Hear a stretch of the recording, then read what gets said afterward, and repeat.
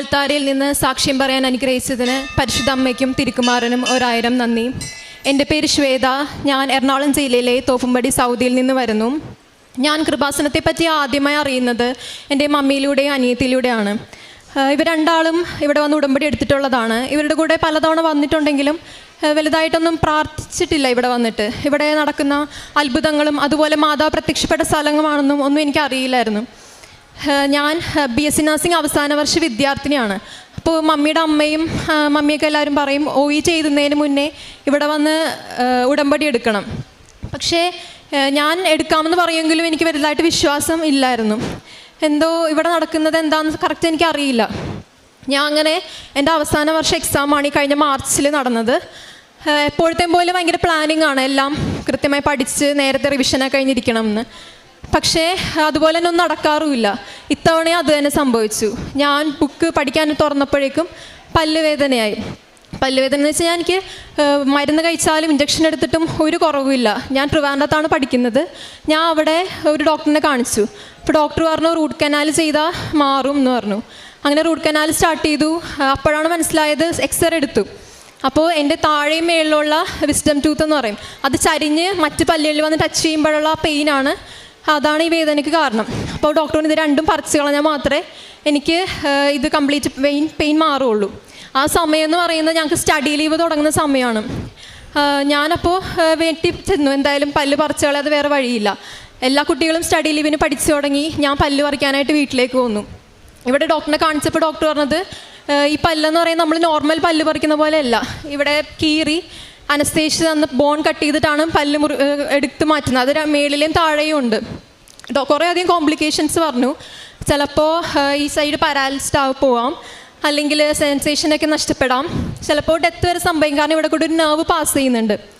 ഞാൻ പറഞ്ഞു ഡോക്ടർ എന്തായാലും ചെയ്യണം, കാരണം എനിക്ക് എക്സാമിന് ഇനി അധികം സമയമില്ല. ഈ വേദന ഉണ്ടെങ്കിൽ എനിക്കിനി എക്സാം എഴുതാനും പറ്റില്ല. അങ്ങനെ അത് കഴിഞ്ഞു, പല്ലെടുത്ത് കളഞ്ഞു. ഒരാഴ്ചയോളം ഞാൻ വീട്ടിൽ റെസ്റ്റ് എടുത്തു. ഈ സൈഡ് ഫുള്ള് നീരും ബ്ലീഡിങ് ഒക്കെ ആയിരുന്നു. എന്നിട്ട് ഞാൻ തിരിച്ച് ട്രിവാൻഡ്രത്തേക്ക് പോയി പഠിക്കാമെന്ന് കരുതി. അവിടെ ചെന്നപ്പോഴേക്കും ബാക്കിയുള്ള കുട്ടികളൊക്കെ പഠിച്ചൊരുവിധമായി. ഞാൻ ഇനി വേണം തുടങ്ങാൻ. ഞാൻ വിചാരിച്ചു ഇനി കുഴപ്പമൊന്നും ഉണ്ടാവില്ല, പഠിച്ച് തുടങ്ങാമെന്ന് പറഞ്ഞ് തുടങ്ങി.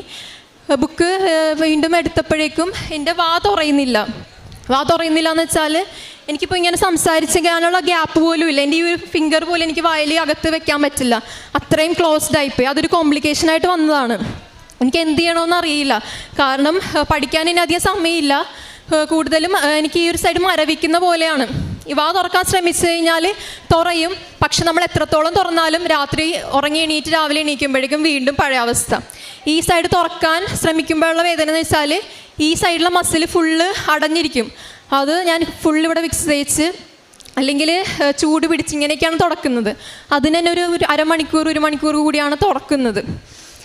ഇങ്ങനെ എനിക്ക് ഒട്ടും പഠിക്കാൻ പറ്റാത്ത അവസ്ഥയായി. ഞാൻ വിചാരിച്ചു ഇന്നൊരു ദിവസം വാ തുറക്കണ്ട, ഇരുന്ന് പഠിക്കാം. നേരത്തെ ഞാൻ ഫുള്ള് വായിച്ച് പഠിച്ച് കഴിഞ്ഞ് പിറ്റേ ദിവസം ആയപ്പോഴേക്കും എനിക്ക് ആ ഒരു ഫിംഗർ പോലും കയറുന്നില്ല വായിൽ. ഈ കംപ്ലീറ്റ്ലി പല്ലിങ്ങനെ അടഞ്ഞിരിക്കുന്നു. എനിക്കറിയില്ല എത്രത്തോളം നിങ്ങൾക്ക് അത് മനസ്സിലാവുമെന്ന്. കാരണം എൻ്റെ പല്ല് തമ്മിൽ കൂട്ടിയിടിക്കുന്ന ഒരു വൈബ്രേഷൻ പോലെ. ഞാനപ്പോൾ ഡോക്ടറിനെ വിളിച്ചിട്ട് പറഞ്ഞു എനിക്ക് അറിയില്ല ഡോക്ടർ, എനിക്ക് എക്സാം ആണ്, എനിക്ക് എന്ത് ചെയ്യണമെന്ന് അറിയില്ല. അപ്പോൾ ഡോക്ടർ എറണാകുളത്തുള്ള ഡോക്ടറാണ്. ഡോക്ടറിനെ ഇവിടെ വന്നു കഴിഞ്ഞാൽ തുറന്നു തരാം, പക്ഷേ ഞാനിവിടെ ഇല്ല, അവിടെ കാണിക്കാൻ പറഞ്ഞു. അവിടെ കാണിച്ചപ്പോഴേക്കും ഡോക്ടർ പറഞ്ഞു ഇതൊട്ടും തുറയുന്നില്ല, 2 ദിവസം കഴിഞ്ഞ് സർജൻ വരും, അപ്പം നമുക്ക് നോക്കാമെന്ന് പറഞ്ഞു. എനിക്കാണെങ്കിൽ 2 ആഴ്ച കൂടുതലില്ല എക്സാമിന്. എന്ത് ചെയ്യണമെന്ന് എനിക്കറിയില്ല. ഞാൻ ആ സമയത്താണ് ഞാൻ യൂട്യൂബിൽ 2 യുവജനങ്ങളെ സാക്ഷ്യം കാണാനിടയായി. ഇതുവരെ ഞാൻ ഉടമ്പടി സാക്ഷ്യം യൂട്യൂബിൽ കണ്ടിട്ടില്ല. ഇങ്ങനെ ഒരു ചാനൽ ഉണ്ടെന്ന് പോലും എനിക്കറിയില്ല. പക്ഷേ ട്രോളുകൾ ഒരുപാട് ഞാൻ കണ്ടിട്ടുണ്ട്. അപ്പോഴും ആ സാക്ഷ്യം കണ്ടപ്പോഴേക്കും എനിക്ക് ഭയങ്കര ഒരു ഇൻസ്പിറേഷനായി. എനിക്ക് മാതാവിനെ പറ്റി കൂടുതൽ കുറേ കാര്യങ്ങൾ അറിയാൻ പറ്റി. എന്താണ് ഉടമ്പടി, എന്തൊക്കെ ചെയ്യണം, മാതാവ് നൽകിയ അത്ഭുതങ്ങൾ അനുഗ്രഹങ്ങളെല്ലാം ഞാൻ കണ്ടു. അങ്ങനെ ഞാൻ മാതാവിനോട് പ്രാർത്ഥിച്ചു. മമ്മി പണ്ടെപ്പോഴും ഒരു പേപ്പർ കൃപാസന പത്രം എൻ്റെ കയ്യിലുണ്ടായിരുന്നു. ഞാൻ അതിൻ്റെ തലയിണ അടി വെച്ചിട്ട് കിടന്ന് പ്രാർത്ഥിക്കും. ഞാൻ ഇതാണ് പ്രാർത്ഥിച്ചത്. എനിക്ക് എക്സാം എഴുതുന്ന സമയത്ത് എന്ന് വെച്ചാൽ രാവിലെ എനിക്ക് എണീക്കുമ്പോൾ ഇതുപോലെ വാ തുറന്ന് എക്സസൈസ് ചെയ്ത് നടക്കാൻ സമയമില്ല. എനിക്ക് ഭക്ഷണം കഴിക്കാനുള്ള ആ ഒരു ഗ്യാപ്പ് അത്രയും എനിക്ക് മതി, അല്ലാതെ ഫുള്ള് തുറയണമെന്ന് ഞാൻ പറയുന്നില്ല എന്ന് പറഞ്ഞു. അത്ഭുതം എന്ന് പറഞ്ഞിട്ട് എനിക്ക് ആ എക്സാം കഴിഞ്ഞപ്പോഴാണ് എനിക്ക് മനസ്സിലായത് ഇങ്ങനെ ഒരു പ്രശ്നം എനിക്ക് ഉള്ളതായിട്ട് പോലും എനിക്ക് ഓർക്കുന്നില്ല. കാരണം എപ്പോൾ എൻ്റെ ഈ സംഭവം മാറിയെന്ന് എനിക്ക് ഓർക്കുന്നില്ല. ആ സമയങ്ങളെന്ന് പറയുന്നത് എനിക്ക് ഒട്ടും പറ്റാത്ത സമയം, കാരണം തളർന്നു പോകുന്ന സമയമാണ്, കുറേ പഠിക്കാനുണ്ട്, അതിൻ്റെ കൂടി വേദന. ഞാൻ ആ സമയങ്ങളിൽ ശരിക്കും ഒരു ഉടമ്പടിയിലൂടെ തന്നെയാണ് കടന്നുപോയത്. മമ്മിയുടെ അടുത്ത് ഞാൻ കാശ് രൂപവും ബുക്കും ഹോസ്റ്റലിലേക്ക് അയച്ച് അത് ഞാൻ പ്രാർത്ഥിക്കുമായിരുന്നു. ദിവസേന പള്ളിയിൽ പോകാൻ പറ്റുമ്പോൾ പോകുമായിരുന്നു. അതുപോലെ തന്നെ ഈ സമയങ്ങളിലെന്ന് പറഞ്ഞാൽ ഒരു സമയം പോലും കളയാതെ പഠിക്കേണ്ട സമയമാണ് എനിക്ക് ശരിക്കും. കാരണം എനിക്ക് അധികം സമയം കിട്ടിയിട്ടില്ല. എങ്കിൽ പോലും ഞാൻ പഠിക്കുന്നതിനേക്കാളും കൂടുതൽ എനിക്ക് ഓരോ വചനം എഴുതി വെക്കാനും, എൻ്റെ ബുക്ക് ഫുള്ള് തുറന്നാൽ മനസ്സിലാവും, ഓരോ സൈഡിലും ഞാൻ വചനങ്ങളാണ് എഴുതി വെച്ചിരുന്നത്. അതുപോലെ തന്നെ ഡെയിലി ബ്ലെസ്സിങ് രാവിലെ കേൾക്കും, അങ്ങനെ സാക്ഷ്യങ്ങൾ കേൾക്കും. ഒരു ദിവസം 5 സാക്ഷ്യങ്ങളും കേൾക്കാൻ ഞാൻ ഉറങ്ങാറില്ല ആ എക്സാമിൻ്റെ സമയത്ത്. അപ്പോൾ എനിക്ക് ഉറപ്പാണ് ഞാൻ ഉടമ്പടി ജീവിതത്തിൽ തന്നെ ആയി. അങ്ങനെ ഞാൻ എക്സാം എഴുതി. ഫസ്റ്റ് എക്സാം ഞാൻ കാശ് രൂപമായിട്ടാണ് എഴുതാൻ പോയത്. പക്ഷേ ഫസ്റ്റ് ക്വസ്റ്റ്യൻ കണ്ടപ്പോഴേ എനിക്കറിയില്ലാത്ത ക്വസ്റ്റ്യനാണ്. ഞാൻ കംപ്ലീറ്റ്ലി ബ്ലാങ്ക് ഔട്ടായി. എനിക്ക് എന്ത് ചെയ്യണമെന്ന് അറിയില്ല. എൻ്റെ കയ്യിൽ കാശ് രൂപ ഉള്ള കാര്യം പോലും ഞാൻ മറന്നുപോയി. അപ്പോഴും ഞാൻ വിചാരിച്ചു എനിക്ക് എല്ലാം ഒന്ന് അറ്റൻഡ് ചെയ്യണം, അതിനെങ്കിലും എനിക്ക് അനുഗ്രഹിക്കണമെന്ന് ഞാൻ പറഞ്ഞ് പ്രാർത്ഥിച്ചു. അതുപോലെ എനിക്ക് എല്ലാം അറ്റൻഡ് ചെയ്യാൻ പറ്റി. പക്ഷേ എനിക്കൊരു പ്രതീക്ഷയില്ല ആ സബ്ജക്റ്റ് ജയിക്കുമെന്ന്. കാരണം ഒന്നും ഞാൻ എഴുതിയിട്ടില്ല, ജസ്റ്റ് എല്ലാം അറ്റൻഡ് ചെയ്തു അത് മാത്രം. അപ്പോൾ ഞാൻ മാതാവിനോട് പറഞ്ഞു, എൻ്റെ എക്സാം തീരുന്നത് വെള്ളിയാഴ്ച, പിറ്റേ ദിവസം ശനിയാഴ്ച ഇവിടെ വന്ന് ഉടമ്പടി എടുത്തേക്കാമെന്ന് ഞാൻ പറഞ്ഞായിരുന്നു. അതുപോലെ ബാക്കിയുള്ള എക്സാം ഞാൻ പറഞ്ഞു, ഞാനല്ല ഇനി എക്സാം എഴുതാൻ വേണ്ടി പോകുന്നത്, മാതാവും ഈശോയും എൻ്റെ ലെഫ്റ്റ് റൈറ്റ് ഇരുന്ന് എനിക്ക് പറഞ്ഞു തരണം, മാതാവാണ് എക്സാം എഴുതുന്നതെന്ന് ഞാൻ പറഞ്ഞു. അതുപോലെ തന്നെ എനിക്ക് ആലോചിച്ചിരിക്കേണ്ടി വന്നിട്ടില്ല, എന്നുവെച്ചാൽ ഞങ്ങൾക്ക് പേന താഴെ വെക്കേണ്ടി വന്നില്ല. അത്രയും ഇതിലെനിക്ക് എഴുതാൻ പറ്റി. ഒരു എക്സാമിന് പോലും ഞാൻ ഇതുവരെ ഇങ്ങനെ എഴുതിയിട്ടില്ല. ആ ബാക്കിയുള്ള 3 എക്സാം എനിക്ക് നന്നായിട്ട് എഴുതാൻ പറ്റി. ഇത് എനിക്ക് മാതാവിന് ഏറ്റവും വലിയൊരു അനുഗ്രഹമാണ്. ഉടമ്പടി എടുക്കുന്നതിന് മുന്നേ തന്നെ ഇതെൻ്റെ വിശ്വാസം കൂടുതൽ വർദ്ധിപ്പിച്ചു. അതുപോലെ തന്നെ ഉടമ്പടി എടുക്കാൻ ഞാൻ പിറ്റേ ദിവസം തന്നെ ഇവിടെ എത്തി. ഞാനും എൻ്റെ ഒരു കൂട്ടുകാരിയും കൂടിയാണ് എത്തിയത്. പക്ഷേ ഞങ്ങൾ 2 പേരും ഉടമ്പടി എടുക്കാൻ വേണ്ടി ഇരുന്നതാണ്. പക്ഷെ അവൾക്ക് എടുക്കാൻ പറ്റിയില്ല. വേറൊരു കുട്ടി വരാനിരുന്നതാണ്, അപ്പോൾ അവൾക്കും വരാൻ പറ്റിയില്ല. അപ്പോൾ ഞാൻ അവരുടെ 2 പേരുടെ നിയോഗം എന്താണെന്ന് എനിക്കറിയില്ല. ഞാൻ 6ാമതായിട്ട് അവരുടെ 2 നിയോഗം വെച്ചു. മാതാവി അവരുടെ നിയോഗം എന്തുവാണെന്ന് മാതാവിന് അറിയാമല്ലോ, അത് സാധിച്ചു കൊടുത്തേക്കണമെന്ന് ഞാൻ പ്രാർത്ഥിച്ചു. അങ്ങനെ ഞാൻ ആ സമയം എന്ന് പറയുന്നത് ആ എക്സാം ഞാൻ സ്കോളർഷിപ്പോടു കൂടിയാണ് പഠിക്കുന്നത്. എനിക്ക് കോളേജ് ഫീയും ഹോസ്റ്റൽ ഫീസും അതുപോലെ ഒരു പോക്കറ്റ് മണി ആയിട്ടുള്ള പൈസ എനിക്ക് കിട്ടാറുണ്ട്. പക്ഷേ ഒരു വർഷമായിട്ട് ഞങ്ങളുടെ കോളേജിൽ എൻ്റെ മാത്രം പെൻഡിങ് ആയിരുന്നു.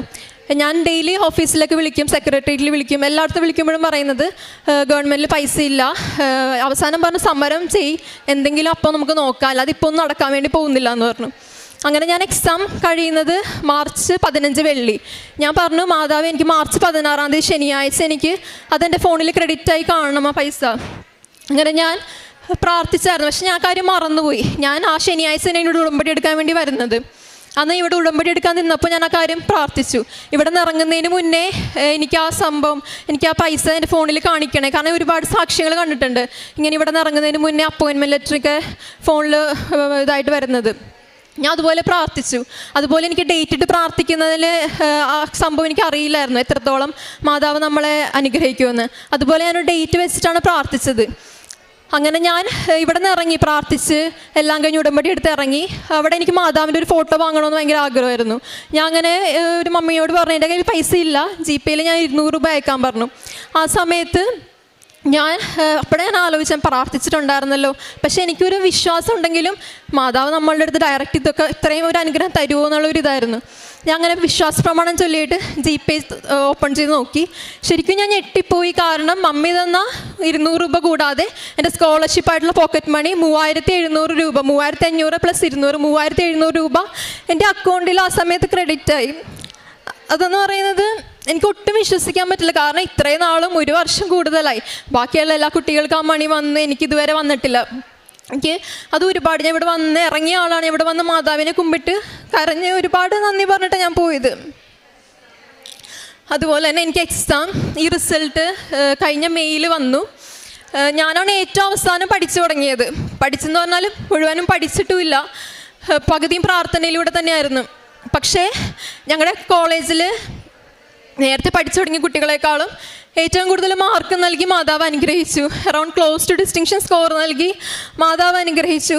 പിന്നെ എനിക്ക് ആ ഏറ്റവും പാടുള്ള വിഷയം, ആ വിഷയം തോറ്റുപോകുന്ന വിചാരിച്ച വിഷയത്തിൽ മാതാവ് എനിക്ക് ബാക്കി സബ്ജക്റ്റിനേക്കാളും കൂടുതൽ മാർക്ക് നൽകി മാതാവ് അനുഗ്രഹിച്ചു. അടുത്തത് എൻ്റെ ജീവിതത്തിലെ ഏറ്റവും വലിയ സാക്ഷ്യമാണ് ഞാൻ പറയാൻ വേണ്ടി പോകുന്നത്. അതെന്ന് പറയുന്നത് ആ ഒരു അനുഗ്രഹം മാതാവ് തന്നില്ലെങ്കിൽ ഞങ്ങളിപ്പോൾ ഇവിടെ ഇല്ല. ഞങ്ങൾ 3 പേര് ഒരു ദിവസം രാവിലെ പള്ളിയിൽ പോയി. അത് ഇട ദിവസം ഒരു ജൂൺ 15 ഞാൻ ഇവിടെ ഉടമ്പടി പുതുക്കിയ ദിവസം. ഒരു ദിവസം രാവിലെ കോള് വന്നു. ആ കോളെന്ന് പറയുന്നത് രാവിലെ ഒരു 8 മണിക്ക് പപ്പയാണ് വിളിച്ചത്. പപ്പ ഫോണിൽ വിളിച്ചിട്ട് പറഞ്ഞു വേഗം ഡ്രസ്സ് എടുത്തിട്ട് ഹോസ്പിറ്റലിലേക്ക് വരാൻ പറഞ്ഞു. ഞങ്ങൾ വെച്ച് എന്ത് പറ്റി? അപ്പോൾ പറയുന്നത് എനിക്ക് ഫുള്ള് ബോഡി പെയിൻ ആണെന്ന് പറഞ്ഞു. അപ്പോൾ പെട്ടെന്ന് ഹോസ്പിറ്റലിലേക്ക് പോകാമെന്ന് മാത്രം പറഞ്ഞ് കോള് കട്ട് ചെയ്തു. എനിക്കാണെങ്കിൽ കൈയും കാലൊക്കെ വിറക്കാൻ തുടങ്ങി. ഞങ്ങൾ ഹോസ്പിറ്റലിലേക്ക് പോയപ്പോഴും എനിക്കറിയില്ല എന്താണ് ആൾക്ക് സംഭവിച്ചത്. കാരണം വല്ല നെഞ്ചുവേദന ആണോ ഒന്നും അറിയില്ല. ആൾ പുഴയിൽ പണിക്ക് പോയേക്കുമായിരുന്നു. അങ്ങനെ ഞാൻ അവിടെ അവരെത്തിയിട്ടുണ്ടായിരുന്നില്ല. ഞങ്ങളവിടെ എത്തിയപ്പോഴേക്കും മാതാവിൻ്റെ ഒരു ഗ്രോട്ടോ ഹോസ്പിറ്റലിൻ്റെ ഫ്രണ്ടിലുണ്ട്. ഞാൻ അവിടെ മുട്ടൂത്തിന്ന് പ്രാർത്ഥിച്ചു, മാതാവ് എന്താണെന്ന് അറിയില്ല, പക്ഷേ ഒരു പോറൽ പോലും ഏൽക്കാതെ മാതാവ് പപ്പനെ കാത്തു രക്ഷിച്ച് ഞാൻ ഇവിടെ ഇന്നല്ലെങ്കിൽ നാളെ തന്നെ വന്നേക്കാം എന്ന് പ്രാർത്ഥിച്ചായിരുന്നു. അതുപോലെ തന്നെ പപ്പ വന്നപ്പോഴാണ് ഡോക്ടർ ചോദിച്ചത് എന്ത് പറ്റിയതെന്ന് ചോദിച്ചപ്പോഴാണ് ഞങ്ങൾ അറിയുന്നത് പപ്പയ്ക്ക് ഇടിമിന്നൽ ഏറ്റതാന്ന്. ആ സമയത്തെന്ന് പറഞ്ഞാൽ ആള് പകുതി കണ്ണടഞ്ഞ് വീൽചെയറിലാണ് വരുന്നത്. ഡോക്ടർ സംഭവിച്ചത് എന്താണെന്ന് വെച്ചാൽ രാവിലെ പണിക്ക് പോയതാണ്, മത്സ്യത്തൊഴിലാളിയാണ്, പുഴയിൽ പണിക്ക് പോയി. ആ സമയത്തെന്ന് പറയുന്നത് കായലിൻ്റെ നടുക്ക്, പുഴയുടെ നടുക്ക് നിൽക്കുന്ന ഒരു രാവിലത്തെ മഴയിൽ ഇടിമിന്നൽ ഏറ്റെന്ന് പറഞ്ഞാൽ ആൾ ഇടിമിന്നൽ എടുത്ത് തെറിച്ച് വെള്ളത്തിലേക്ക് ഇട്ട് ദൂരെ ഇട്ട്. കൂടെ ഒരാളുണ്ടായിരുന്ന ആളും വഞ്ചിയും താഴെ വെള്ളത്തിലായി. പപ്പ കുറച്ച് ദൂരെയാണ്, ശരിക്കും മുങ്ങിപ്പോയി താഴെ. ആൾക്ക് നീന്തൽ നന്നായിട്ട് അറിയാവുന്ന ആളാണ്, പക്ഷെ നീന്താൻ പറ്റുന്നില്ല. അഴയ്ക്ക് കീഴ്പോട്ട് താഴെ പോയി. ആള് കൂടെയുള്ള ചേട്ടൻ വിളിച്ചിട്ടൊന്നും കേൾക്കുന്നില്ല. അപ്പോൾ ആ ചേട്ടൻ പറഞ്ഞത് ഒരു കൈ മാത്രം ഇങ്ങനെ കുറച്ച് കഴിഞ്ഞപ്പോൾ പൊങ്ങി വന്നെന്ന് പറഞ്ഞു. ഞാൻ ഉറപ്പായി വിശ്വസിക്കുന്നു അത് യേശുവിൻ്റെ കാര്യങ്ങളാണ് പപ്പ എന്നെ പൊക്കിയെടുത്തത്. ആ കാര്യങ്ങൾ ദൈവത്തിൻ്റെ ആണ് ഞാൻ ഉറപ്പായി വിശ്വസിക്കുന്നു. അങ്ങനെയാണ് ഹോസ്പിറ്റലിലേക്ക് എത്തിച്ചത്. ഹോസ്പിറ്റലിൽ എത്തിച്ചപ്പോഴും അവിടെ ഡോക്ടർ പറഞ്ഞു നമുക്ക് ECG എടുത്ത് നോക്കാം, കാരണം എന്തെങ്കിലും ഹാർട്ട് അറ്റാക്കോ അങ്ങനെ എന്തെങ്കിലും വന്നിട്ടുണ്ടാവാൻ സാധ്യതയുണ്ട്, നമുക്ക് നോക്കാമെന്ന് പറഞ്ഞു. ഞാൻ അങ്ങനെ ECG എടുക്കുമ്പോഴും ഞാൻ പുറത്ത് മാതാവിൻ്റെ അടുത്ത് പോയി പ്രാർത്ഥിക്കും. ആ സമയങ്ങളിൽ മാതാവിന് ഒരു സൗകര്യം കൊടുത്തിട്ടില്ല, ഫുള്ള് കൊന്ത ചൊല്ലിക്കൊണ്ട് തന്നെ ഇരിക്കും. ഞാൻ മാതാവിനോട് പ്രാർത്ഥിച്ചു, മാതാവ് ECG എടുക്കുമ്പോൾ മാതാവിൻ്റെ ഹൃദയം പോലെ, നിർമ്മല ഹൃദയം പോലെ പപ്പയുടെ ഹൃദയത്തെ ആക്കണേ, ഒരു പോറൽ പോലും ഏൽപ്പിക്കരുതേ എന്ന് പറഞ്ഞു. അപ്പോഴും ECGയിൽ കുഴപ്പമൊന്നുമില്ലാതെ അനുഗ്രഹിച്ചു. അപ്പോൾ ഡോക്ടർ ഇനി നമുക്ക് വീണ്ടും റിപ്പീറ്റ് ചെയ്യേണ്ടി വരും, കാരണം ഇടയ്ക്ക് എപ്പോഴാണ് വേരിയേഷൻ വരുന്നതെന്ന് പറയാൻ പറ്റില്ല എന്ന് പറഞ്ഞു. അങ്ങനെ വീണ്ടും റിപ്പീറ്റ് ചെയ്ത് കുഴപ്പമൊന്നുമില്ല. അപ്പോഴും അപ്പം നെഞ്ചുവേദന എന്ന് പറയുന്നുണ്ട്. അപ്പോഴും ഞങ്ങൾക്ക് ടെൻഷൻ, എന്താ ആൾ പൂർണ്ണമായിട്ടും കോൺഷ്യസ് ആയിട്ടുമില്ല. അങ്ങനെ എന്നെ സീനിയർ ഡോക്ടർ വിളിപ്പിച്ചു റൂമിലേക്ക്. ഡോക്ടർ പറഞ്ഞു, ആദ്യം തന്നെ പറഞ്ഞത് എടാ ഇത് മാതാവിൻ്റെ അത്ഭുതമാണ് കേട്ടോ, കാരണം ഇടിമിന്നലേറ്റ ഒരാൾ, അത് ഇത്രയും വെള്ളത്തിൽ വെച്ച് ഇടിമിന്നലേറ്റ ആൾ ഒരു ഇതും കൂടാതെ രക്ഷപ്പെട്ടത് മാതാവിൻ്റെ കൃപ ഒന്നുകൊണ്ട് മാത്രമാണ്. ആ ഡോക്ടർ പല കോംപ്ലിക്കേഷൻസ് പറഞ്ഞു.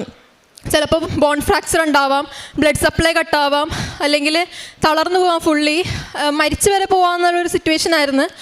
പക്ഷേ ഇതിൽ നിന്നൊക്കെ ദൈവം രക്ഷപ്പെടുത്തി. ഇപ്പോൾ ആൾക്ക് സംഭവിച്ചത് എന്താണെന്ന് വെച്ചാൽ ഹൃദയത്തിൻ്റെ പുറമേ ഉള്ള ഒരു മസിലുണ്ട്, ആ മസിൽ നമ്മൾ പേടിക്കുമ്പോൾ ഒന്ന് സ്ട്രെച്ച് ആവും, അതാണ് സംഭവിച്ചിരിക്കുന്നത്. അതും പെർമനൻ്റ് ഉണ്ട്, ടെമ്പററി ഉണ്ട്. അതിലും ദൈവം നമ്മളെ അനുഗ്രഹിച്ചു, അത് ടെമ്പററി ആണ്, അതുകൊണ്ട് തന്നെ മരുന്നും റെസ്റ്റ് എടുത്ത് കഴിഞ്ഞാൽ മാറുമെന്ന് പറഞ്ഞു.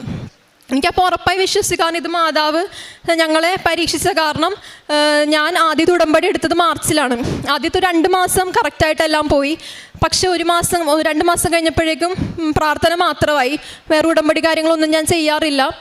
അതുപോലെ തന്നെ ഉടമ്പടി ഞാൻ വിചാരിച്ചു ഉടമ്പടി പുതുക്കിയിട്ട് മാതാവിലേക്ക് കൂടുതൽ അടുക്കാം എന്ന് കരുതി ഉടമ്പടി പുതുക്കി. ആ ഉടമ്പടി പുതുക്കിയപ്പോഴും ആ 2 ദിവസങ്ങൾ ഞാൻ പ്രാർത്ഥന പോലും ചൊല്ലിയില്ല. അപ്പോഴും ഞാൻ വിചാരിച്ചു ഉടമ്പടി ഇനി കൊണ്ടുപോകാൻ വേണ്ടി പറ്റില്ല, കാരണം എനിക്കിനൊന്നും നടക്കില്ല എന്നുള്ള ഒരു ഇതായി. അതിൻ്റെ 3-ാം ദിവസമാണ് അപ്പോഴേക്ക് ഈ സംഭവം ഉണ്ടാകുന്നത്. അപ്പോൾ എനിക്ക് ഉറപ്പാണ് ഞങ്ങളെ ദൈവം പരീക്ഷിച്ചതാണ്, ദൈവത്തിലേക്ക് അടുക്കാൻ വേണ്ടി മാതാവ് നമ്മളെ ഒരിക്കലും മാതാവിൽ നിന്ന് അകലാൻ സമ്മതിക്കില്ല.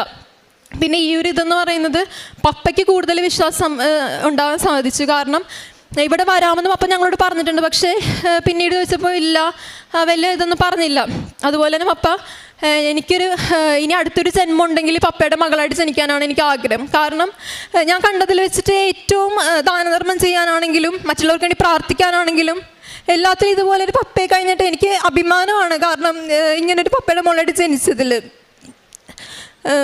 അതുകൊണ്ട് തന്നെ ഞങ്ങൾക്ക് പപ്പ മറ്റുള്ളവർക്ക് വേണ്ടി ചെയ്യുന്ന കാര്യങ്ങളുള്ളതുകൊണ്ട് ഞങ്ങൾക്കൊരു കുറവ് വന്നിട്ടില്ല ഇതുവരെ. അതുപോലെ പപ്പയ്ക്ക് ആകെ ഉണ്ടായിരുന്നൊരു കുറവാണ് മദ്യപാനം. ആ മദ്യപാനം എന്ന് പറയുന്നത് ഞങ്ങൾ പപ്പയോട് പറഞ്ഞു, പപ്പ ഇവർ ധ്യാനം കൂടുക, അപ്പം നിർത്താൻ പറ്റുമെന്ന് പറഞ്ഞു. പപ്പ പറഞ്ഞത് ധ്യാനം കൂടിയാലും എനിക്ക് തോന്നണം എങ്കിൽ മാത്രമല്ല നിൽക്കുള്ളൂ എന്ന് പറഞ്ഞു. ആ സമയത്താണ് ഈ സംഭവം ഉണ്ടായത്. അത് കഴിഞ്ഞതോടെ ഇപ്പം വരെ പപ്പ മദ്യപിച്ചിട്ടില്ല. അതുപോലെ ധ്യാനം കൂടാൻ ആൾ തന്നെ പറഞ്ഞു എനിക്ക് ധ്യാനം കൂടണം. ഇപ്പോൾ ധ്യാനം കൂടും. അതുപോലെ തന്നെ പ്രാർത്ഥന, സന്ധ്യപ്രാർത്ഥനകൾ ഞങ്ങളുടെ ഫാമിലി എന്ന് പറയുമ്പോൾ പ്രാർത്ഥന ചൊല്ലുമെങ്കിലും കൃത്യമായിട്ട് എല്ലാ ദിവസവും ഇപ്പോൾ എവിടെയെങ്കിലും പോയിട്ട് വരുവാണെങ്കിൽ ചൊല്ലില്ല, അങ്ങനെയൊക്കെ ആയിരുന്നു. അതുപോലെ പള്ളിയിൽ പോവില്ല ഇട ദിവസങ്ങളിൽ. ഇപ്പോൾ എന്ന് പറയുന്നത് ഞങ്ങളുടെ വീടെന്ന് പറയുന്നത് സ്വർഗമാണ്. കാരണം പ്രാർത്ഥന, അതുപോലെ തന്നെ ഞങ്ങളുടെ സ്നേഹം, അങ്ങോട്ടും ഇങ്ങോട്ടുമുള്ള സംസാരം എല്ലാം വർദ്ധിച്ചു. മറ്റേന്ന് പറയുന്നത് എന്തെങ്കിലും ഒരു പ്രശ്നം ഉണ്ടായിക്കഴിഞ്ഞാൽ പിന്നെ വഴക്ക്, അതിൻ്റെ പേര് കരച്ചിൽ, സങ്കടം, ഇങ്ങനെയായിരുന്നു ഓരോ ദിവസം ഉറങ്ങിക്കൊണ്ടിരുന്നത്. പക്ഷേ ഈ കുറേ നാളുകളായിട്ട് എനിക്ക് ഒരുപാട് അനുഗ്രഹ മാതാവ് വഴിയായിട്ട് തന്നു. അതുപോലെ തന്നെ അടുത്തതായിട്ട് പറയുന്നൊരു സാക്ഷിയാണ് എൻ്റെ മമ്മിക്ക് ഒരു 4 മാസങ്ങളായിട്ട് ബോഡി ഫുള്ള് ചൊറിച്ചിലാണ്. എന്ന് വെച്ചാൽ റെഡ് കളറിലെ റാഷസ് പോലെ വരും. 7ഓളം ഡോക്ടേഴ്സിനെ കാണിച്ചു, ഒരു മാറ്റവും ഇല്ല. ഞങ്ങളങ്ങനെ പല ഹോമിയോ, അലോപ്പതി, അങ്ങനെ ഒരുപാട് ഡോക്ടേഴ്സിനെ കാണിച്ചു. പലരും പലതാണ് പറയുന്നത്. സ്കാനിങ് ചെയ്തപ്പോൾ ഫാറ്റി ലിവർ ഉണ്ടാവും, അതിൻ്റെ ആയിരിക്കും, അങ്ങനെ ഓരോരുത്തർ പറയുന്നു. അങ്ങനെ മമ്മിയിലൂടെയാണ് ഞങ്ങൾ കൂടുതലും സുകൃപാസനത്തിനെ പറ്റി അറിയുന്നത്. അതുപോലെ മമ്മിയുടെ ഭക്തിയാണ് ഞങ്ങൾ കണ്ടു വളർന്നത്, പള്ളിയിൽ പോകുന്നതെല്ലാം. പക്ഷേ ആ കുറച്ച് നാളുകളായിട്ട് മമ്മി ഉടമ്പടിയിൽ കാര്യമായിട്ട് പ്രാർത്ഥിക്കുന്നില്ല. മമ്മിയുടെ ഭക്തി ചെറുതായിട്ട് കുറയുന്ന പോലെ തോന്നി. അപ്പം ഞാൻ മമ്മിയോട് പ്രാർത്ഥിച്ചു, മമ്മി മരുന്നൊന്നും കഴിക്കണ്ട, നമുക്ക് ഉടമ്പടി തൈലം വെച്ചിട്ട് പ്രാർത്ഥിക്കാം. അത് മമ്മി തേക്കുകയും പിന്നെ ഉപ്പ് കഴിച്ച് പ്രാർത്ഥിക്കുകയും ഉറപ്പായിട്ട് മാറുമെന്ന് പറഞ്ഞു. അതുപോലെ തന്നെ സാക്ഷ്യങ്ങൾ മമ്മി കാണാറില്ലായിരുന്നു. അങ്ങനെ ഒരു ദിവസം എന്നോട് ചോദിച്ചു ഒരു സാക്ഷ്യം വെക്കണം എന്ന് പറഞ്ഞ് മമ്മി സാക്ഷ്യം കേട്ട് രാത്രി കിടന്നു. അന്ന് മമ്മി ജോസഫ് അച്ഛൻ്റെ ധ്യാനവും കൂടെ കണ്ടായിരുന്നു എന്ന് പറഞ്ഞു. അതിൽ പറഞ്ഞത് കുറേ നാൾക്ക് മുന്നേ ഉള്ളതാണ്. അച്ഛൻ പറഞ്ഞത് ത്വക്ക് രോഗമുള്ള ആൾക്കാരെ സുഖപ്പെടുത്തുന്നു, എല്ലാവരും സ്തുതിച്ച് പ്രാർത്ഥിക്കുമെന്ന് പറഞ്ഞു. മമ്മി ആ രാത്രി സ്തുതിച്ച് പ്രാർത്ഥിച്ചെന്ന് മമ്മി പറഞ്ഞു. പിറ്റേ ദിവസം ഞാനാണ് ഓയിൽമെൻറ്റ് തേച്ച് കൊടുക്കുന്നത്. അപ്പോൾ എനിക്കറിയാം എത്രത്തോളം അതിൻ്റെ സിവിയറിറ്റി ആണെന്ന്. ഈ കൈയും കാലും നമുക്ക് കാണാൻ പറ്റില്ല, അത്ര അപ്പം പോലെ വന്ന് വീർത്തിരിക്കും. ആ സമയം എന്ന് പറയുന്നത് പിറ്റേ ദിവസം വൈകുന്നേരം ആയപ്പോഴേക്കും ഒരു പാട് പോലും ഇല്ല. എന്ന് വെച്ചാൽ എങ്ങനെ അത് ശരിക്കും ഞങ്ങളുടെ കൺമുമ്പിൽ ഞങ്ങൾ കണ്ട കാര്യമാണ്. ഞങ്ങൾ വെറുതെ കരഞ്ഞു പോയി. കാരണം അത്രയും സിവിയർ വേദനയും പൊട്ടിയിരിക്കുന്ന ഒരു സ്ഥലങ്ങൾ ശരിക്കും യേശു കുഷ്ഠരോഗി സുഖപ്പെടുത്തുക, അങ്ങനത്തെ ഒരു വചനമുള്ള പോലെ മമ്മിയുടെ പൂർണ്ണമായും ആ സ്കിൻ റാഷസും ചൊറിച്ചിലും എല്ലാം മാതാവും സുഖപ്പെടുത്തി. അതിന് 1000 നന്ദി പറയുന്നു. അതുകൂടാതെ മമ്മിക്കുണ്ടായതാണ് ചെറുതായിട്ട് സോറിയാസിൻ്റെ ഒരു സ്റ്റാർട്ടിങ് പോലെ ഉണ്ടായിരുന്നു. അത് മമ്മിക്ക് കൂടുതലും തലയിലാണ് വന്നിരിക്കുന്നത്. അപ്പം എൻ്റെ മനസ്സിലിങ്ങനെ പറയുന്നുണ്ട്, ഇത് മാത്രമല്ല സുഖപ്പെടുത്തിയത്, മമ്മിയുടെ തലയിലും കൂടെ നീ നോക്ക്, അതും ഞാൻ സുഖപ്പെടുത്തിയിട്ടുണ്ടെന്ന് പറഞ്ഞു. അപ്പം എനിക്കിങ്ങനെ ഒരു പേടി, സുഖപ്പെടുത്തിയിട്ടില്ലെങ്കിലോ എന്നുള്ള അപ്പോഴും ഒരു വിശ്വാസക്കുറവുണ്ടായിരുന്നു. അങ്ങനെ ഞാൻ വിശ്വാസ പ്രമാണം ചൊല്ലി ഞാൻ ഇങ്ങനെ നോക്കി തലയിൽ.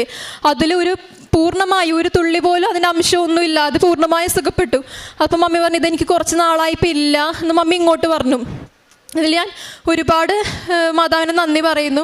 ചെറുതും വലുതുമായിട്ടുള്ള ഒരുപാട് അനുഗ്രഹങ്ങൾ തന്നു. അതുപോലെ ഞാൻ 6ാമത്തെ നിയോഗം വെച്ചത് എൻ്റെ കൂട്ടുകാരികളെയാണ്. ഒരാൾക്ക് ദൈവം ജോലി നൽകി അനുഗ്രഹിച്ചു, മറ്റൊരാൾക്ക് അവൾ തന്നെ എന്നോട് ഇങ്ങോട്ട് പറഞ്ഞു എനിക്ക് ഇതുവരെ ഇത്രയും വർഷം എഴുതിയിട്ട് എക്സാമിന് ഇതുപോലൊരു മാർക്ക് തന്ന് അനുഗ്രഹിച്ചിട്ടില്ല, അതെൻ്റെ കൃപാസന മാതാവ് തന്ന മാർക്കാണെന്ന്. അപ്പം എനിക്ക് മനസ്സിലായി മാതാവ് എന്നിലൂടെ ആ ഒരു നിയോഗം സാധിച്ചു കൊടുത്തെന്ന്. പിന്നെ എൻ്റെ അനിയത്തിയുടെ എക്സാം, അവൾ ഒരുപാട് പാടുപെട്ടാണ് എക്സാം എഴുതിയത് +2-ൽ. അതും നല്ല മാർക്കോടെ തന്നെ പാസ്സാകാൻ അവൾക്കുള്ള കൃപ നൽകി. ഇപ്പോൾ ഒരു ഡിഗ്രി BBA കയറാൻ പറ്റി. ഞാൻ ചെയ്ത കാരുണ്യ പ്രവൃത്തികളെന്ന് പറയുന്നത്, ഞാൻ ട്രിവാൻഡ്രം GH പോയിക്കൊണ്ടിരുന്ന സമയത്ത് അവിടെ അച്ഛനും അമ്മയ്ക്കും ഭക്ഷണം കഴിക്കാനൊന്നും ഇല്ലാത്ത അച്ഛനും അമ്മയ്ക്കും ഫുഡ് വാങ്ങിച്ചു കൊടുക്കുകയും അവർക്ക് വേണ്ടുന്ന പൈസ എന്തെങ്കിലും കൊടുക്കുകയൊക്കെ ചെയ്യാറുന്നു. അതുപോലെ എനിക്ക് ഭയങ്കര ആഗ്രഹമാണ് ഏതെങ്കിലും ഒരു ഓൾഡ് ഏജ് ഹോമിലോ ഓർഫനേജിലൊക്കെ ഒന്ന് ശുശ്രൂഷ ചെയ്യണമെന്ന്. അങ്ങനെ ഞാൻ ഒരു ദിവസം ഒരു ഡെസ്റ്റിറ്റ്യൂട്ട് ഹോം വിസിറ്റ് ചെയ്തു. അപ്പോൾ അവിടുത്തെ ബ്രദർ എന്നോട് പറഞ്ഞു നീ ഫ്രീ ആണെങ്കിൽ ഇവിടെ കുറച്ച് പേഷ്യൻസിനെ ഒന്ന് നോക്കാൻ വാന്ന് പറഞ്ഞു. എനിക്കത് ഭയങ്കര സന്തോഷമായിരുന്നു. അങ്ങനെ അവിടെ സർവീസ് ചെയ്യാൻ പോകാറുണ്ടായിരുന്നു.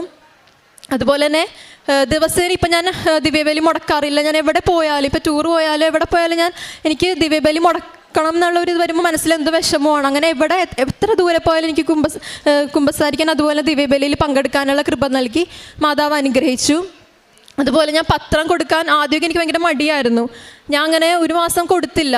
അപ്പം ഞാൻ പിറ്റേ മാസം ആയപ്പോഴേക്കും എൻ്റെ മനസ്സിൽ ഇങ്ങനെ പറയുന്നു ഈ പത്രം കൊടുക്കാതിരിക്കുന്നത് ശരിയല്ല എന്ന് പറഞ്ഞ് ഇങ്ങനെ ആരോ പറയുന്ന പോലെ ഞാൻ അങ്ങനെ പത്രം കൊടുക്കാൻ പോയി. ഞാൻ എൻ്റെ കയ്യിലുണ്ടായിരുന്ന പത്രം ഫുള്ള് കൊടുത്തു. പക്ഷേ ഞാൻ ഇങ്ങനെ പറഞ്ഞായിരുന്നു, ഇതെനിക്ക് ഫുള്ള് കൊടുത്തു തീർക്കാൻ പറ്റിയ ഞങ്ങളുടെ അടുത്ത് കുറേ കുരിശുവരകളുണ്ട്, അവിടേക്ക് ഇരിക്കുന്ന കൃപാസന പത്രം എടുത്ത് ഞാൻ തന്നെ എല്ലാവർക്കും കൊടുത്തേക്കാമെന്ന്. അതുപോലെ ഞാൻ 3ഓളം കുരിശുവല കണ്ട കൃപാസന പത്രങ്ങളെല്ലാം എടുത്ത് മറ്റുള്ളവർക്ക് കൊടുത്തു. എനിക്ക് ഏറ്റവും കൂടുതൽ അനുഗ്രഹം നൽകിയ എൻ്റെ കൃപാസന മാതാവിനും ഈശോയ്ക്കും 1000 നന്ദി. പരിശുദ്ധ അമ്മയുടെ മധ്യസ്ഥതയിൽ ഇപ്പോൾ ഈ ഒരു മകളെ ഈ കുടുംബത്തിൻ്റെ മുഴുവൻ സാക്ഷ്യം പറയുവാനായിട്ട് ദൈവം ഇടവരുത്തി എന്നുള്ളതാണ്. നമ്മളെ സംബന്ധിച്ചിടത്തോളം ഒരുപാട് കുടുംബങ്ങൾ ഈ അൾത്താരിൽ വരുവാനായിട്ട് ദൈവം ഇടവരുത്തുന്നുള്ളൂ. അപ്പോൾ ഒരാളാണ് ഉടമ്പടി എടുക്കുന്നതെങ്കിലും തിരികെ വരുമ്പം ഒരുപാട് വ്യക്തികളും ഒരുപാട് വലിയ ദൈവാനുഭവങ്ങളുമായിട്ട്, അത് വളരെ ചെറുപ്പക്കാരായിട്ടുള്ള കുട്ടികൾ തന്നെ ഈ അൾത്താരയിൽ വന്ന് അവരുടെ ജീവിതത്തിൽ ദൈവം നടത്തിയ വഴികളെക്കുറിച്ച് ദൈവനാമം മഹത്വപ്പെടുത്തുന്നതിന് വേണ്ടി സാക്ഷ്യം പറയുന്നത് അത് വലിയൊരു ദൈവാനുഭവമാണ്. ഒപ്പം പരിശുദ്ധ അമ്മ ഈ ഒരു കാര്യത്തിൽ ഗൗരവത്തോടു കൂടി, കാരണം ഒരാളെ വിശ്വാസത്തിലേക്ക് കൊണ്ടുവരിക എന്നതുപോലെ തന്നെ വിശ്വാസം പ്രഖ്യാപിക്കുവാനായിട്ട് ഒരാളെ ഒരു ആംബിയറും ഒരു ബോധ്യമുള്ള ഒരാളാക്കി ഇത്രയും പേരുടെ മുൻപിലും പിന്നീട് വലിയൊരു സമൂഹത്തിൻ്റെ മുമ്പിലും ദൈവത്തിനെക്കുറിച്ച് സംസാരിക്കാനായിട്ട് ഒരു വ്യക്തിയെ പ്രാപ്തിയാക്കുക എന്ന് പറയുന്നത് അത് പ്രാർത്ഥനയുടെ ഒരു ശക്തിയാണ്. അത് ഉടമ്പടി എന്ന പ്രാർത്ഥനയ്ക്ക് അങ്ങനൊരു ശക്തി പരിശുദ്ധ അമ്മയുടെ സാന്നിധ്യം മൂലം ലഭിക്കുന്നുണ്ട്. അതിന് ഒരുപാട് അനുഭവങ്ങൾ ഈ മകൾ പറയുന്നുണ്ട്. ഉടമ്പടിയുടെ സംരക്ഷണവും ലഭിച്ച വിജയവും അതിനൊക്കെ വ്യക്തമായിട്ട് ഈ പറഞ്ഞതിനേക്കാളും അപ്പുറം ഇനി നമ്മൾ ആരും ഇത് വിശ്വസിച്ചില്ലെങ്കിൽ പോലും ഈ കുടുംബത്തിൻ്റെ അടിസ്ഥാനപരമായിട്ട് അവർക്ക് വിശ്വസിക്കാൻ തക്കവിധൊരു അനുഭവം ഉണ്ടായിട്ടുണ്ട്. ഈ മകൾ പറയുന്നല്ലോ, ഒരു കുടുംബം മുഴുവൻ പ്രാർത്ഥനയിലേക്ക് വരുന്നു. ഇപ്പം ഈ മകൾ ഏറ്റവും അവസാനം പറഞ്ഞതുപോലെ കുർബാന കണ്ടില്ലെങ്കിൽ വിഷമം വരുന്നു എന്ന് പറയുമ്പോൾ തന്നെയും അങ്ങനെ ഒരു വളർച്ചയിലേക്ക് ഒരാൾ വന്നിട്ടുണ്ടെങ്കിൽ ഉടമ്പടിയിൽ ഏറ്റവും വലിയ വിജയം അതാണ്. ബാക്കിയുള്ള കാര്യങ്ങളൊക്കെ സെക്കൻഡറി ആണെന്നുള്ള കാര്യമാണ്.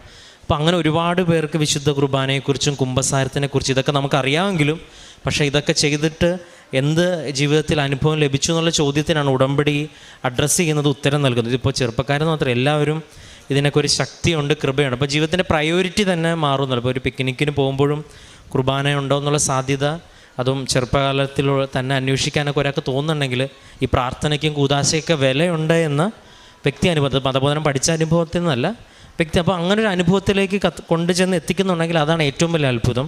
പിന്നെ ആ അനുഭവത്തിലേക്ക് മാതാവ് ഉയർത്തിയ മറ്റ് സാഹചര്യങ്ങളെ പ്രതിയും അവർക്ക് ലഭിച്ച സൗഖ്യത്തിനും അത് പപ്പയ്ക്ക് ഉണ്ടായിട്ടുള്ള ജീവിതത്തിലുണ്ടായ വലിയ സംരക്ഷണത്തിനും കുടുംബത്തിനും എല്ലാത്തിനെയും പ്രതി നമുക്ക് കരങ്ങളടിച്ച് ദൈവത്തിൻ്റെ നാമം മഹത്വം